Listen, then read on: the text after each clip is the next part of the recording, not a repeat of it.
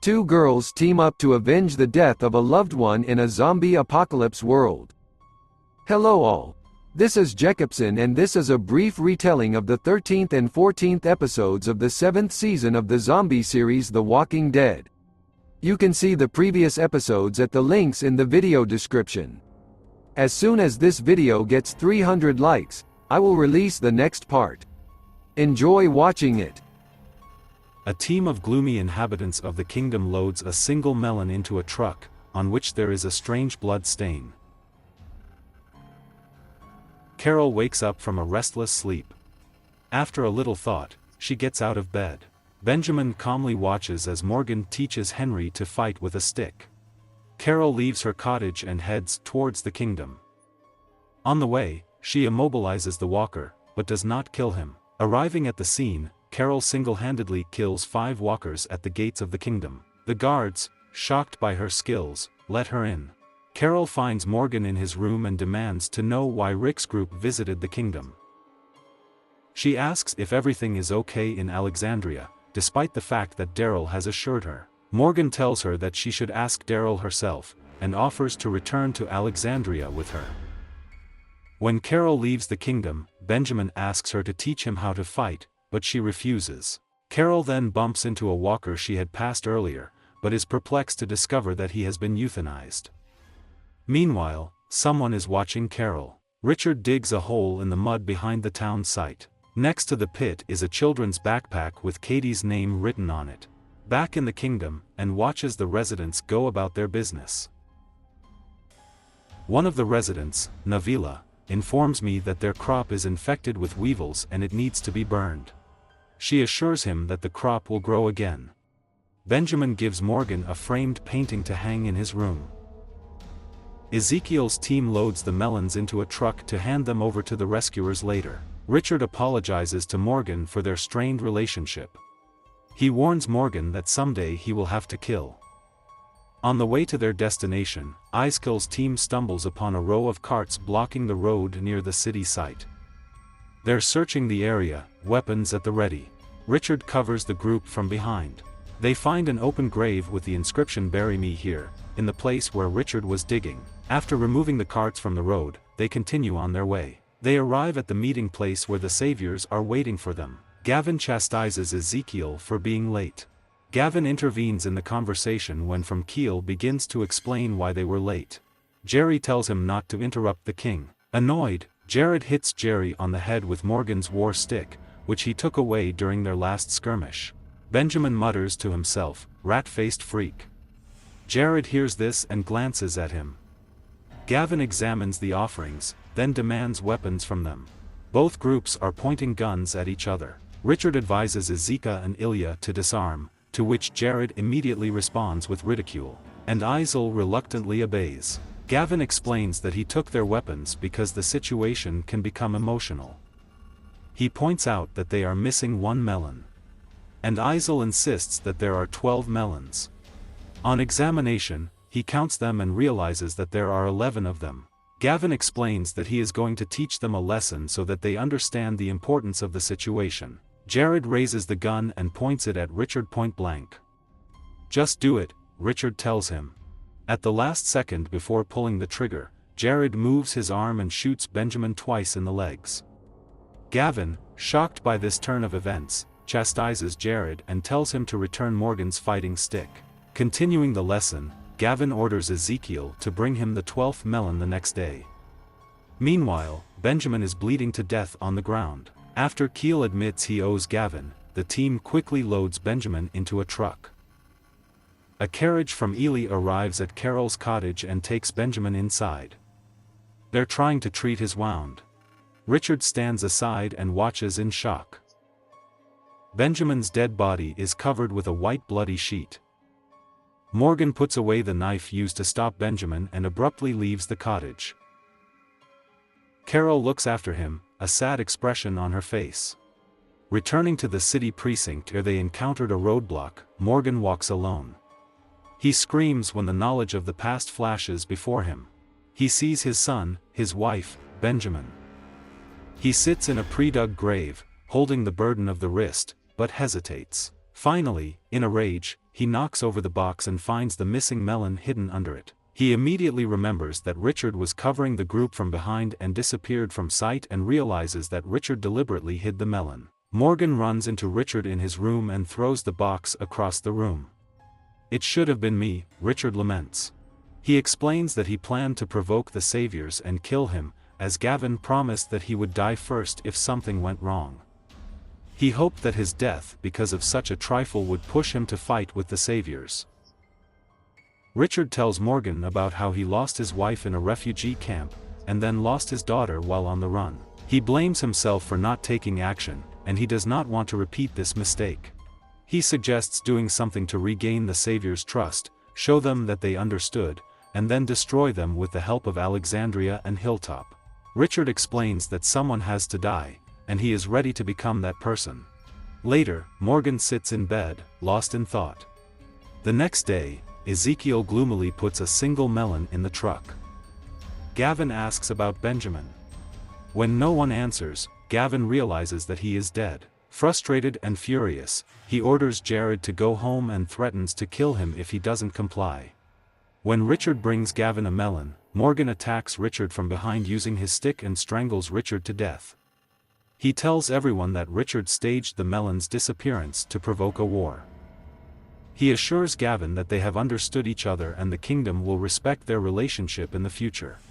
After the saviors leave, Morgan explains that Richard wanted to sacrifice himself. Morgan becomes emotional and tears start rolling down his face. And tries to comfort him, but Morgan shouts at Ezekiel to leave him alone. After Ezekiel leaves, Morgan stabs Richard in the head with a knife to prevent him from reviving. He drags Richard's body to the city plot and buries him in an open grave. Morgan finds Katie's backpack and buries it with Richard. Then he goes to kill walkers.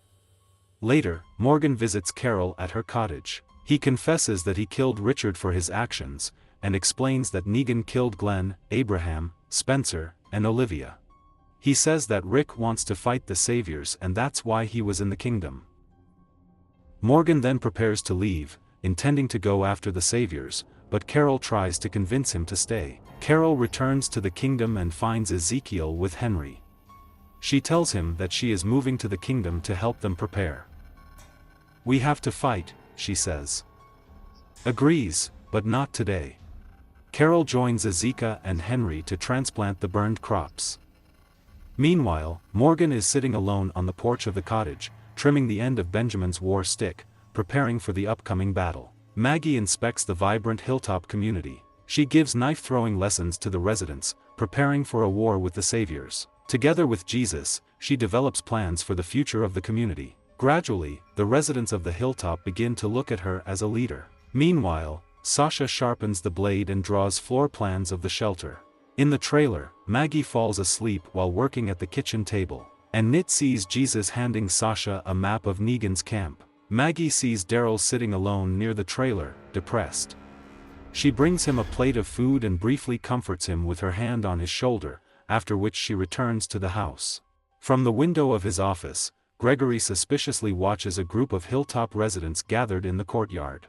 Rosita arrives at the Hilton and tells Sasha that she needs her help in killing Negan. Maggie apologizes to Jesus for taking over his trailer. Having grown up in a group home, he doesn't worry about it. With Maggie, Sasha, and Enid, he felt intimacy with people for the first time. Maggie leaves to talk to the blacksmith about making copies, which they can exchange with the kingdom for bulletproof vests. Jesus begs Sasha to postpone the mission until more people join her, but Sasha refuses. Enid warns Sasha that she is going to tell Maggie about what is happening, but will give Sasha a 10-minute head start. Outside, the guard announces the alarm, the rescuers are approaching, and Neat runs up to Daryl and asks him to help hide Maggie. Sasha collects her bag and leads Rosita to a secret hatch that runs under the perimeter wall. Maggie realizes that she doesn't have enough time to get to the hatch herself, and Neat directs her and Daryl to the root cellar to hide. Gregory meets the saviors in his foyer. Simon tells Gregory that Negan needs one of the Hilltop residents. Daryl looks out of the cellar. Maggie calls him to the shelter in the dark shadow of the basement. Sasha and Rosita escape through the forest on foot. Rosita tries to start the car, but to no avail. She notices Sasha's oralier and grumpily says that she made it for Abraham. While they continue to search for the car, Rosita rejects Sasha's attempts to make small talk. Sasha suggests they take shelter in a building next to the shelter and shoot at Negan from a distance. She is sure that she will not miss. Rosita argues that they'd better enter the complex and kill Negan on the spot to guarantee success. In the hilltop, Roy, the savior, goes to the basement door. And Neat tries to distract him, but he keeps going to the basement. Daryl's face fills with rage as he and Maggie watch him from their hiding place. In the medical trailer, Simon tells Dr. Carson that his services are needed at the asylum. Dr. Carson correctly guesses that his brother, a former asylum doctor, has been murdered. In exchange for Simon taking Dr. Carson, he gives Gregory a case of aspirin. Gregory takes Simon aside and assures him that he is an ally of Negan. He explains that he needs to maintain the trust of his people, otherwise someone less accommodating, meaning Maggie, can seize power. He hints that he may eventually need Negan's help in suppressing the rebels within the community. Simon gives Gregory a handwritten note that will allow him to enter the satellite outpost if he ever needs to turn to them for help. Roy searches the basement. Daryl prepares his knife for an attack, but Maggie holds him back. Roy leaves with the supplies and closes the door. As he leaves, Maggie notices that Daryl almost killed the savior unnecessarily. Sensing Daryl's rage at the saviors, she tells him that she also wanted to kill, but this would only distract from the more important goal of winning the war. Daryl apologizes to Maggie for his role in Glenn's death. Maggie resolutely declares that Daryl is not to blame for anything. Glenn knew Daryl was good, she tells him. Hilltop residents gather at the gate and watch the rescuers leave with Dr. Carson. Gregory, sensing their disappointment, shifts uncomfortably from one foot to the other. In an abandoned parking lot, Rosita sets fire to a car to distract walkers. He and Sasha climb over the fence into the parking lot, and Rosita sets the car on fire. They're going to the shelter. Sasha and Rosita settle down in an empty building next to the shelter. Sasha watches the yard of walkers through the sight of his rifle and sees that Eugene is watching the terrain and giving orders. She passes this information on to Rosita, who is sure that Eugene must be acting out some kind of scene. While they are waiting for the appearance of Negan, Rosita confides in Sasha, telling where she acquired her multifaceted skills. She learned about bombs, cars, knots from men she dated. They wanted to protect her, says Rosita Sasha, but in the end she always surpassed them in skill. But, she continues, it wasn't like that with Abrakov, he saw her as she is. Rosita admits that she hated Sasha for nothing and regrets that she did not have the opportunity to tell Abraham that she was happy for him. Sasha looks through the rifle scope again and sees a truck with Dr. Carson pulling up. Negan finally enters the yard, but Eugene and the other rescuers surrounding him prevent Sasha from taking an accurate shot before he returns to the house. They hear Eugene on the radio ordering the rescuers to strengthen the security of the fence. Plans change, and Sasha and Rosita decide to enter the complex. Back at Hilltop, Gregory calls Jesus into his office and gives him a rookie assignment. Jesus accuses Gregory of splitting up the groups to protect himself. Gregory warns Jesus not to talk to him like that. He says he realized they weren't friends anymore. Daryl asks Jesus where Sasha and Rosita are. That evening, Eugene discusses the security protocol with the savior near the fence. Rosita and Sasha kill the savior with a pistol shot. They persuade Eugene to go with them, to avoid, but Eugene refuses. He tells them to leave and returns to the house. Rosita curses Eugene, genuinely upset. They're cutting through the fence. At Sasha's suggestion, Rosita watches Sasha make his way through the fence. She uses the lock to close the hole behind her, locking Rosita. Despite Rosita's protests, Sasha tells her that Alexandria still needs her, and sneaks into the shelter to kill Negan, killing another savior in the process. Rosita sobs in frustration and runs away, hearing the approach of the rescuers and the shooting. She stops and notices a dark figure with a crossbow watching her.